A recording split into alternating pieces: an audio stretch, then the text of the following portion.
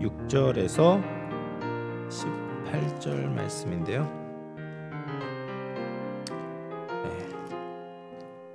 로마서 9장 6절에서 18절까지 한 절씩 교독하겠습니다. 그러나 하나님의 말씀이 폐하여진 것 같지 않도다. 이스라엘에게서 난 그들이 다 이스라엘이 아니요 오직 이삭으로부터 난 자라야 내 씨라 불리리라 하셨으니 곧 육신의 자녀가 하나님의 자녀가 아니요 오직 약속의 자녀가 씨로 여기심을 받느니라. 약속의 말씀은 이것이니 영년이 때에 내가 이르니 사라에게 아들이 있으리라 하시니 그뿐 아니라 또한 리브가가 우리 조상 이삭 한 사람으로 말미암아 임신하였는데 이 자식들이 아직 나지도 아니하고 무슨 선이나 악을 하지 아니한 때에 택하심을 따라 때는 하나님의 뜻이 행위로 말미암지 않고 오직 부르시는 이로 말미암아 서게 하려 하시니 리브가에게 이르시되 큰 자가 어린 자를 섬기리라 하셨나니 그럴 때가 내가 야곱은 사람이고 내서는 여호와였다 하신 것 같으니라. 그런즉 우리가 무슨 말을 하리요 하나님께 불의가 있느냐 그럴 수 없느니라. 모세에게 이르시되 내가 긍휼히 여길 자를 긍휼히 여기고 불쌍히 여길 자를 불쌍히 여기리라. 하셨으니 그런즉 원하는 자로 말미암음도 아니요 다른 박질하는 자로 말미암음도 아니요 오직 긍휼히 여기시는 하나님으로 말미암음이니라. 성경이 바로 이르시되 내가 이를 위하여 너를 세웠으니 세웠으니 곧 너로 말미암아 내 능력을 보여주고 내 이름이 온 땅에 전파되게 하려 함이라 하시니 함께 봅니다. 그런즉 하나님께서 하고자 하시는 자를 긍휼히 여기시고 하고자 하시는 자를 완악하게 하시느니라. 아멘. 여러분, 우리가 신앙생활을 하다 보면 어려운 상황에 부딪힐 때가 있습니다. 특히 인간관계에 문제가 있을 때 우리 신앙생활에 참 어려움이 생기게 됩니다. 그런데 신앙생활에 있어서 가장 어려울 때는 사람과의 문제 때문이 아니라 하나님과 문제가 생길 때가 가장 어려운 때죠. 사람과 문제가 생기면 하나님께 가지고 나오면 돼요. 하나님께 나와서 기도하면 됩니다. 그런데 하나님과 그 오해가 생기게 되고 하나님을 신뢰하지 못하게 되면 하나님께 나오는 것이 참 이제 난감하게 되는 것이죠. 갈 곳을 잃어버리게 되는 것입니다. 여러분, 지금 바울이 혼란스러워하는 이유는 유대인의 구원에 관한 문제 때문에 혼란에 빠져 있었습니다. 지난주에 나눴던 것처럼 유대인들에게는 이제 8가지 특권이 주어지지 않았습니까? 그들은 양자됨, 영광, 언약, 율법을 가지고 있었고요. 그리고 예배를 드릴 수 있었고, 하나님께 약속을 받았고, 그리고 믿음의 조상들이 있었고, 그리고 육신적으로는 그리스도가 유대인의 이 혈통에서부터 나오게 되셨습니다. 그러니까 언약 백성으로서 할례를 받고 하나님께 특별한 보살핌을 받았던 유대 민족이 지금 예수 그리스도를 받아들이지 않는 것에 대해서 이 사도 바울이 굉장한 딜레마에 빠지게 된 겁니다. 그러면서 바울의 큰 고민 속에는 하나님께서 유대인들을 버리셨냐? 라는 질문이 들게 되는 거예요. 이건 굉장히 중요한 질문이죠. 하나님께서 원래 가지고 계셨던 계획이 변경되었냐? 하나님이 말을 바꾸신 거냐? 이런 질문은 유대인들에게만 중요한 것이 아니었습니다. 만약에 하나님의 계획이 변경되었다라고 한다면 바울이 지금 하고 있는 이방 선교도 영향을 미칠 수가 있고 사역도 불안할 수밖에 없을 겁니다. 언제든지 하나님의 뜻이 바뀔 수 있다면 어떻게 하나님을 믿고 복음 사역을 감당할 수가 있겠습니까? 여러분, 우리도 그렇지 않습니까? 우리가 예수님을 믿고 하나님의 자녀가 되었다고 말씀을 하셨는데 유대인들이 하나님의 계획의 변경함에 의해서 축복에서부터 멀어지고 하나님의 자녀가 될 수 없었다면 우리도 그렇게 되는 것은 아닐까라고 염려하는 것이 당연하죠. 그래서 천주교에서 이야기하는 것과 같이 우리의 구원은 확실한 것이 아니라 죽을 때까지 알 수 없다라고 여기는 것이 마땅한 것입니다. 그래서 이 문제는 하나님이 정말 믿을 만한 분인가? 이 큰 주제에 부딪히게 되었다라는 거예요. 근데 바울은 결코 그런 일은 일어날 수 없다라고 결론을 내리고 있습니다. 6절과 7절 말씀 같이 한번 읽어보겠습니다. 시작. 그러나 하나님의 말씀이 폐하여진 것 같지 않는다. 이스라엘에게서 난 그들이 다 이스라엘이 아니요 또한 아브라함의 씨가 다 그의 자녀가 아니라 오직 이삭으로부터 난 자라야 내 씨라 불리리라 하셨으니 하나님의 말씀은 폐하여지지 않았다라는 거예요. 하나님의 말씀은 변하지 않았다라는 겁니다. 여전히 유효하다. 하나님은 신실하신 분이죠. 하나님은 어제나 오늘이나 영원토록 동일한 분임을 믿으시기를 바랍니다. 그렇다면 왜 대다수의 유대인들이 복음을 거부하고 있을까? 이 사실에 대해서 바울은 이스라엘에게서 난 모든 사람들이 다 이스라엘은 아니다라고 이야기를 하고 있습니다. 그래서 7절 말씀에 아브라함의 씨가 라고 이야기를 하는데 이 아브라함의 씨라는 것은 아브라함의 육신을 통해서 나온 모든 후손들을 이야기를 하죠. 그런데 아브라함의 후손 중에는 약속의 후사도 있지만 그렇지 않은 자녀도 있었다라는 거예요. 그래서 사라에게서 나온 이삭은 약속의 후사였지만 여종 하갈에게서부터 나온 이스마엘은 약속의 후사가 아니었다라는 겁니다. 그러니까 육신으로는 아브라함의 씨라고 해도 어떤 자녀는 택함 받은 자녀일 수 있지만 그렇지 않은 자녀도 있다. 이스마엘도 있지만 이삭도 있다라고 이야기를 하고 있는 거예요. 그래서 육체적으로는 아브라함의 자손이어도 모두가 이스라엘이 되는 것은 아니다라고 이야기를 합니다. 또 13절에서는 이렇게 이야기를 합니다. 13절 말씀 같이 한번 읽어보겠습니다. 시작. 기록된 바 내가 야곱은 사랑하고 에서는 미워하였다 하심과 같으니라. 여러분 이것은 굉장히 이해하기 어려운 말씀이죠. 같은 혈통을 가진 유대인 중에 누구는 사랑하시고 누구는 사랑하시지 않는가, 이 선택의 기준이 무엇인가 의문을 갖게 하는 겁니다. 그래서 이걸 보면 이제 거슬러 보면 11절엔 무엇을 이야기를 하냐면 그들이 에서와 야곱이 태어나기도 전에, 그들이 선한 일이나 악한 일을 행하기도 전에 하나님께서는 그들이 뱃속에 있을 때에, 리브가의 뱃속에 있을 때부터 하나님께서는 야곱을 선택하시고 에서는 선택하지 않으셨다라고 이야기를 해요. 그러니까 사람의 행위를 보고 선택한 것이 아니다라는 겁니다. 사람의 어떤 조건 때문에 하나님께서 선택하신 것이 아니다라는 거예요. 야곱이 에서보다 선택받을 수 있는 더 나은 조건을 가지고 있지 않았습니다. 그런데 왜 하나님께서는 야곱을 택하셨는가? 우리는 이런 반론을 제기하고 싶은 마음이 생기는 것이죠. 여러분, 사람은 늘 원인과 결과에 대한 어느 정도의 근거와 설명이 필요합니다. 그것이 납득이 되어야지 이렇게 한 단계 나아갈 수가 있어요. 선을 행한 사람이 상을 받고 악을 행하는 자가 벌을 받는다 라는 것을 우리는 당연하게 생각합니다. 그런데 지금 하나님의 선택에 있어서는 그런 인과관계와 설명이 없어요. 하나님은 그냥 야곱을 사랑하고 에서를 미워한다. 미워한다라는 것은 진짜 막 미워한다라는 게 아니라 사랑하지 않는다라는 말입니다. 나라고 이야기를 하시는 거예요. 그러면 그런 하나님께서 불의하신 분인가? 여기에 대한 답변이 14절에 나오죠. 14절 말씀 같이 읽어보겠습니다. 시작. 그런즉 무슨 말을 하리요? 하나님께 불의가 있느냐? 그럴 수 없느니라.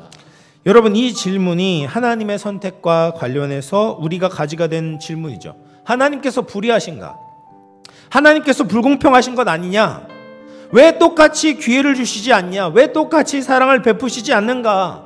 이 사실 때문에 혼란에 빠지게 되는 거예요. 우리 주위에도 그런 사람들이 있습니다. 성격이나 성품이나 인간의 행위로 판단해서는 전혀 아닌 것 같은 사람이 교회에 나오기도 하고 세례를 받기도 하고 구원을 받을 수도 있어요.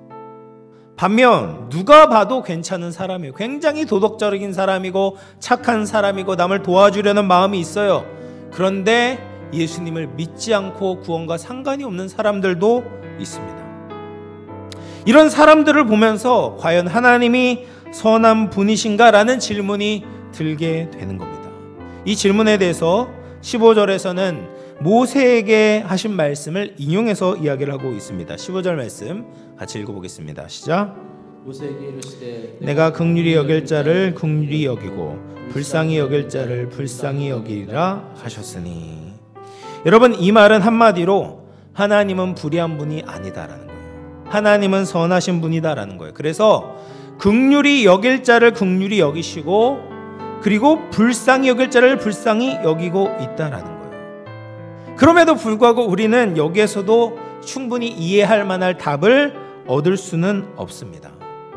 여러분, 우리가 우리 자신의 이 지적인 한계에 대해서 인식을 할 필요가 있습니다. 우리가 하나님을 온전히 안다라는 것은 애시당초 불가능한 일입니다. 여러분, 우리가 많은 것을 이해하고 알고 있다라고 착각하지만 사실은 너무 몰라요. 여러분, 우리가 우리 자신에 대해서 잘 알고 있습니까?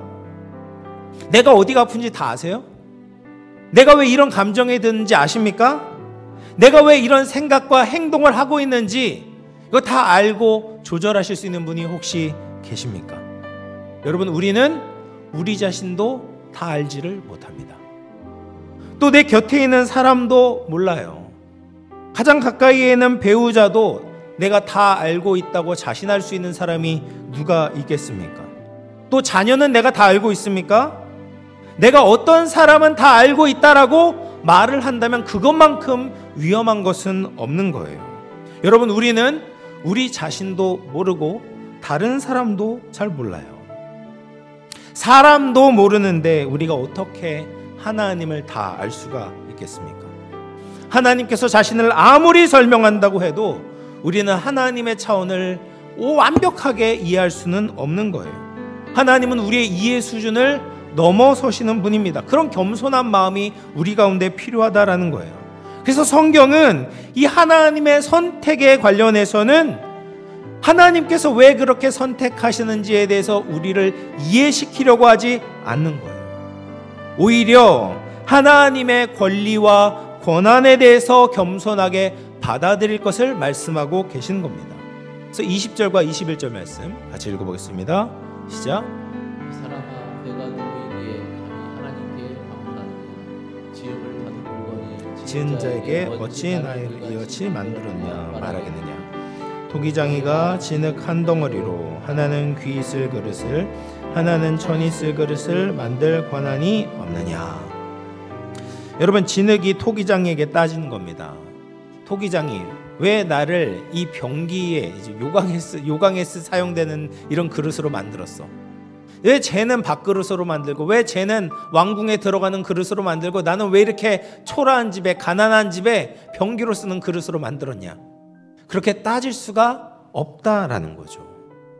하나님은 창조주이시고 우리는 피조물입니다. 우리는 하나님 앞에 진흙도 안 되는 존재예요. 창세기에 보면 우리를 인간을 흙으로 만들었다라고 이야기를 하는데 사실 그 아담아라는 이제 흙이라는 말이 원어로 보면 먼지입니다. 먼지예요, 먼지.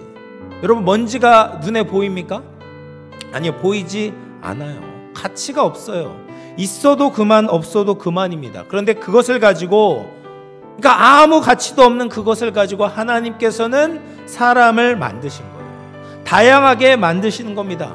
그 권한은 하나님께 있는 거예요. 여러분, 이것을 신학적 용어로는 하나님의 절대 주권이라고 부릅니다. 하나님이 어떻게 하시든지 하나님이 하시는 일에 우리는 이의를 달 수가 없는 거예요. 우리가 이해가 되든 안 되든 하나님 앞에 왜 그러시냐고 따질 권한이 없다라는 말입니다. 우리는 자꾸 선택을 받지 않은 사람들의 입장에서 하나님이 불의하다, 하나님이 불공평하다라고 따지고 듭니다. 그런데 이런 생각의 출발점 자체가 틀렸습니다. 여러분, 인간의 기본값이 무엇입니까? 인간은 피조물로서 하나님을 반역하고 죄를 지었기 때문에 하나님의 심판을 받고 영원한 죽음을 맞이해야 되는 것이 기본값인 거예요. 그게 당연한 겁니다. 공평은 무엇인 겁니까? 모든 사람들이 다 저주를 받고 심판을 받고 영원한 죽음에 이르는 것이 공평인 거예요. 우리는 하나님의 은혜를 받을 만한 자격이 없는 자들인 거예요. 하나님께서 우리를 구원하실 이유가 없는 겁니다. 하나님이 나를 부르시고 구원하실 의무가 하나도 없는 거예요. 근데 그런 우리를 하나님께서 구원을 베풀어 주셨다는 거예요. 지난 가을 특별 새벽 기도회 때 나누었던 이제 로봇다리 김세진 형제의 이야기를 나누었었는데, 선천성 장애를 가지고 태어났어요. 그래서 두 다리와 오른손에 장애를 가지고 있었습니다. 그래서 부모에게도 버림을 받고 보육시설에서 자라고 있는데, 봉사를 왔던 양정숙 씨가 그를 입양해서 엄마가 되어주었죠. 그래서 그 양부모의 돌봄을 받고 이 형제가 굉장히 잘 자라서 장애인 수영대에서 엄청난 이제 금메달을 따지 않았습니까? 그리고서 지금은 이제 법무법인 회사에서 직장을 잘 다니고 있다, 이런 이야기를 나눴습니다. 그런데 우리가 다른 사람들이 이 양정숙 씨를 향해서 왜 그 아이를 선택했냐라고 하면서 나쁘다라고 말할 수가 있겠습니까? 왜 다른 아이는 선택하지 않고 왜 그 로봇다리 김세진 형제를 택했냐라고 따질 수가 있겠어요? 양정숙 씨는 그 누구도 입양할 의무가 없죠. 고생과 수고를 굳이 살 필요가 없습니다. 그러니까 그것은 그냥 은혜인 거죠. 사랑인 거죠. 다른 사람을, 다른 아이를 택하지 않은 것에 대해서 뭐라고 해서는 안 되는 거죠. 그 양정숙 씨를 보면서 우리는 뭐라고 얘기를 해야 됩니까? 아, 참 사랑이 많구나. 참 긍휼이 많구나. 어떻게 저런 김세진 형제도 이해할 수 없는 사랑으로 품어주었나? 감탄하고 칭찬해 주는 것이 마땅하지 않습니까? 하나님께도 마찬가지인 거예요. 하나님이 왜 우리를 선택하셨는지 우리의 기준으로는 다 알 수 없어요.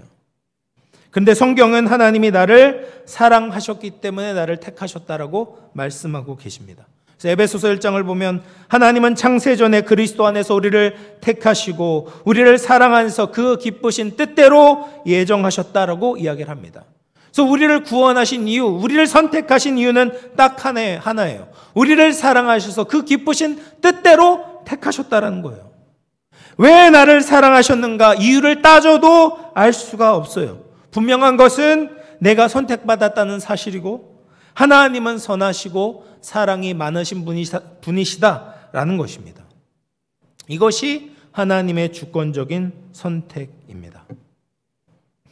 민수기 23장 19절 말씀 같이 한번 읽어보겠습니다. 시작. 하나님은 사람이 아니시니 거짓말을 하지 않으시고 인생이 아니시니 후회가 없으시도다. 어찌 그 말씀하신 바를 행하시며 하신 말씀을 실행하지 않으시랴.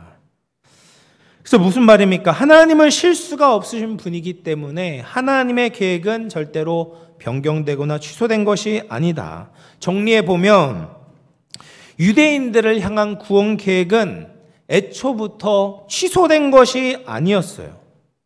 하나님의 구원 계획은 원래부터 육적인 이스라엘을 택하신 것이 아니라 영적인 이스라엘을 택하기로 작정하신 것이죠. 로마서에서 나온 것처럼 표면적 유대인이 아니라 이면적 유대인인 것입니다. 예수 그리스도께서 이 땅에 오심으로 혈통을 넘어서서 누구든지 예수님을 믿기만 하면 하나님의 자녀가 되는 권세를 주셨고 구원의 반열에 넣어 주시는 겁니다. 이것이 원래 가지고 계셨던 하나님의 구원 계획이었던 거죠. 이스라엘이라는 유대인이라는 한 민족에 국한되는 것이 아니라 모든 민족을 향해 계획되어 있었습니다. 그래서 육적인 이스라엘이 아니라 영적인 이스라엘이 되어야 되는 것이죠. 그런데 유대인들은 이스라엘에 대해서 오해를 하고 있었던 것입니다. 자신들이 혈통적으로 유대인이니까 자동적으로 하나님의 백성이 될 것이라고 착각하고 있었던 거죠. 그러나 하나님의 뜻은 여전히 예수님이 오신 예전부터도 하나님은 그것을 계획하고 계셨어요. 오직 믿음이다라는 거예요. 모든 집안이 예수를 믿고 목사, 장로, 집사고 날마다 가정예배를 드리는 집에 살아도 내가 예수를 믿고 영접하지 않으면 그 사람에게는 구원이 없다라는 거예요. 개인적으로 인격적으로 예수 그리스도의 복음을 받아들일 때 구원을 받고 하나님의 백성이 되는 것입니다. 여러분, 이 말씀을 통해서 우리는 두 가지 태도를 생각해야 됩니다. 첫 번째는 뭐냐? 하나님과 논쟁하려고 해서는 안 됩니다. 하나님은 언제나 신실하시고 완전하시고 그분의 계획은 반드시 성취됩니다. 우리가 하나님에 대해서 이해가 안 되는 부분이 있다고 해도 그것 때문에 시험에 들지 말고 항변하지 말고 말씀 주어진 그대로 믿음으로 받아들이려고 해야 돼요. 하나님은 창조주이시고 우리는 피조물에 불과한 것입니다. 그래서 성경을 읽을 때 때로는 이해가 안 될 수가 있어요. 완벽한 계획으로 그 뜻을 이루시는 하나님 앞에 우리가 아멘으로 믿음으로 받아들이는 거예요. 그러면 이해가 되는 거예요. 여러분, 모든 것을 알아서 믿는 것이 아니라 믿어서 알게 되는 역사가 일어날 줄로 믿습니다. 그래서 하나님은 어떤 상황에서도 신뢰할 수 있는 저와 여러분 되기를 축복합니다. 두 번째로 우리가 가져야 되는 태도는 뭐냐? 하나님의 선택에 대해서 우리가 바르게 반응해야 된다는 겁니다. 우리는 자꾸 왜라는 질문을 잘합니다. 근데 그 왜라는 질문을 따지려고 하는 것이 아니라 하나님께서 우리를 부르신 소명에 대해서 왜라고 질문해야 되는 것이죠. 하나님 왜 저 같은 것을 선택하셔서 하나님의 자녀가 되게 하셨습니까? 하나님 왜 저같이 형편없는 자를 축복해 주셨습니까? 하나님 왜 저를 주목하시고 저를 다시 세워주셨습니까? 우리가 이렇게 질문할 때마다 하나님의 대답은 한결같죠. 다른 이유가 아니라 내가 너를 사랑해서 그러는 것이다. 여러분, 이 성경적인 대답 앞에서, 이 하나님의 말씀 앞에서 우리가 무엇을 따질 수가 있겠습니까? 이 대답 앞에 감격해서 무릎을 꿇고 눈물을 흘리는 사람이 하나님의 은혜를 진정으로 아는 사람인 것이죠.